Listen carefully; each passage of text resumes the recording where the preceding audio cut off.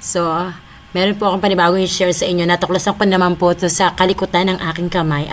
So, tayong lahat ay laging stress kung paano ba natin matatapos ang ating weekly challenges. So, as you can see, meron po akong nakita ngayong bago dito sa ating screen. So, yung mga challenges po pala, we can choose sa mga may choices po. Ayan. So, I want to reach more people. I want to maximize my earnings.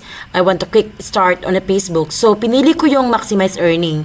And then, from here, so makikita nyo po, ito yung mga kailangan ko i-accomplish. So, na mostly, hindi ito yung nakikita natin kapag ang pinili natin ay yung isa. So, papakita ko sa inyo, balik tayo dun sa kinukomplete natin na kailangan yung mga followers. Yun naman po kasi kailangan kapag ang gagamitin mo or ang gusto mong challenges ay para mas maraming makakita or maka-achieve ka ng maraming followers or viewers.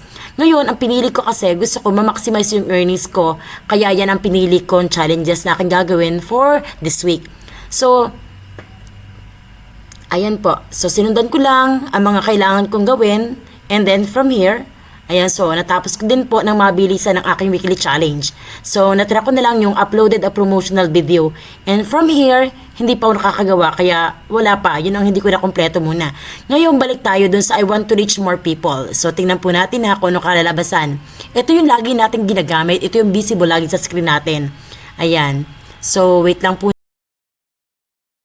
Okay, so ngayon na pinili natin nga yung maximize earnings. So ito yung kailangan ko i-accomplish. As you can see po, completed na ako dyan. So balik tayo ngayon sa I want to reach more people. Ayan, ito yung mostly na ginagamit natin. Nakita nyo ba yung differences? So dito kailangan nyo, halimbawa gusto nyo ko talagang mapansin kayo sa ating SOCMED or sa ating, na ating mga kasisi, ito yung kailangan nyo na challenges or piliin sa ating drop down arrow. Pero dahil nga po gusto ko naman ay earnings ko muna ang aking ma-boost or yun ang gusto kong madagdagan. So, kaya po ang pinili ko yung kanina na pinakita ko sa inyo. So, yun po. Susundin nyo lang po ang step by step. Then, kung anong hinihinga, yun po ating i-accomplish. So, for the meantime, yan lang po muna for today's video. Thank you!